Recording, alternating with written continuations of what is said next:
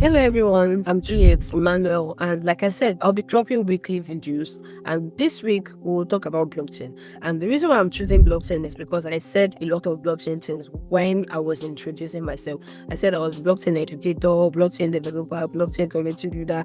That's a lot. So once it's blockchain, you might be wondering what blockchain is, but what comes to your mind when you hear the term blockchain? Let me give you 5 minutes to digest that. Then I would tell you what blockchain is or what I think blockchain is.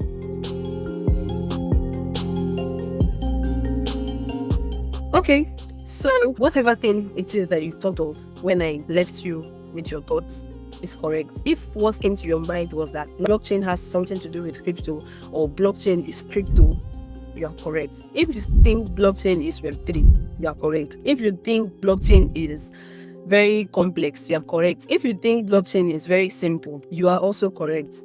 But here is the thing. Let me use a book analogy to explain what blockchain is. So blockchain basically is just like a book, block and chain. Let's say blocks that are chained together. So now we have a book that has from 1 to 20 pages on it. These pages are numbered for number 1, 2, 3, 4, 5, up until 20. In this book, we have space to write, and then we write using a pen because we cannot erase what we write with pen easily. But if you are using like a pencil, you can easily use an eraser to erase. So now on this particular book, we are using a pen to write. So we cannot erase whatever thing we've written. And then what happens if we make a mistake? If we make a mistake, we leave it there. If you tear off a page out of this book, you've altered the numbering of the book. So the book is no longer 20 pages, but 19. And then it's going to show that maybe page 7 or page 8 was omitted. So we don't want to have that situation. So what I'm trying to say now is that blockchains are immutable. So them being immutable means that if you write something on that book, you cannot claim it. Immutability means you cannot claim from that book. Now, nobody owns the book. Blockchains are decentralized, meaning nobody owns the book. Everybody can come and write on the book. Anybody can come and write on the book. Nobody owns it. So now, you will be wondering how the book came about then if nobody owns it. Let's say I'm still using a book analogy. Let's say in a school, there is a book. The principal can write in the book. Students can write. Teachers can write. Non-academic and academic staffs can also come and write on the book. So what are they writing on this book? They are writing basically anything that has happened. Okay, maybe the staffs are coming to write when they come in or sign in and sign out. The principal is writing the number of students they have.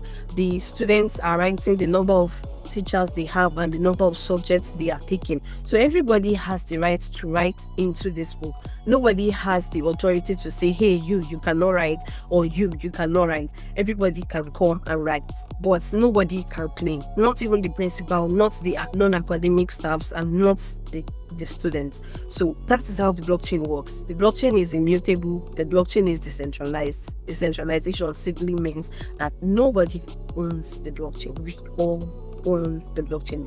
We have the right to write, read, and own whatever thing that is on the blockchain. So let me give us a backstory. There was a time when during the iteration of the internet, we had the Web 1, we have the Web 2, and we had the Web 3.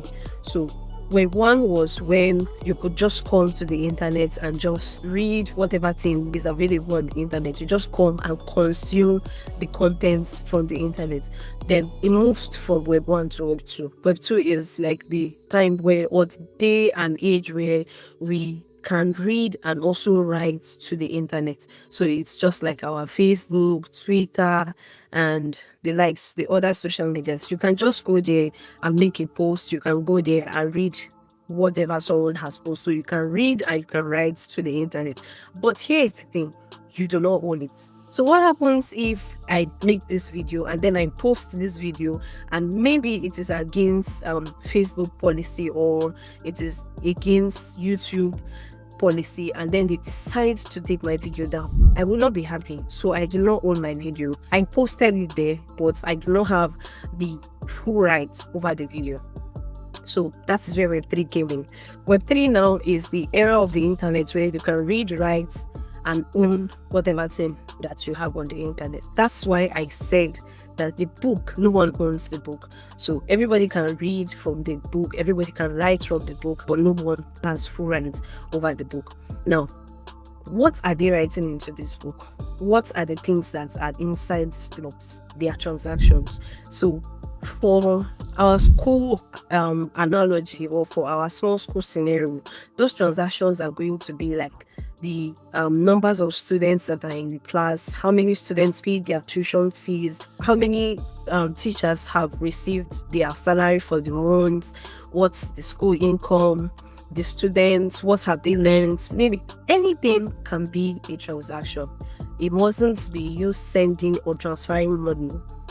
A smart contract, deploying a smart contract on the blockchain is also a transaction on the blockchain. Now, don't overthink that what I just said now. Smart contracts will come to that.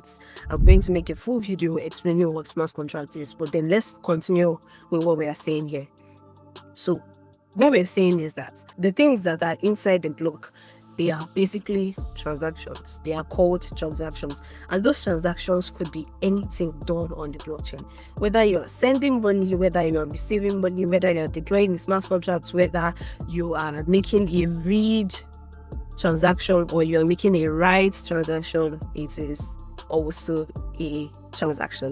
But in this analogy, read and write transaction is when the principal is coming to make an entry, is coming to write about something on that book, she's making a write transaction. If a teacher or a student is coming to read from that book, he or she is making a read transaction. So that's basically what it is. So I think I've done justice to this blockchain then, because I do not want this video to have a lot of blockchain jargons in it. I want to bring it down to the very, very, very, very basic, and I think I've done justice to that. So if you have any questions, I would be in the comments. I would answer your questions, but do not forget to like, subscribe, and turn on your notification bell for more videos.